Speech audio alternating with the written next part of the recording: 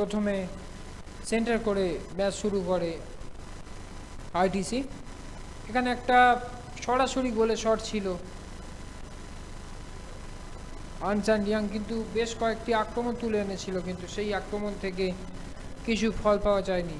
একটা দূরপাল্লার শট, একটা সুবর্ণ সুযোগ এসে গিয়েছিল, কিন্তু সেই সুযোগ থেকে কোনো গোল আসেনি।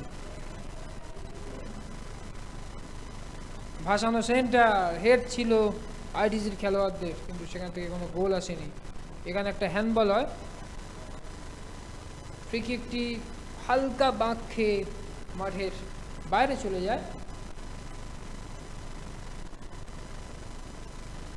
এখানে সেই আকাশের দুরন্ত শট লক্ষ্যভ্রষ্ট হয় এবং বলতে বলতে রেফারি শেষ বাঁশি বাজিয়ে জানিয়ে দিলেন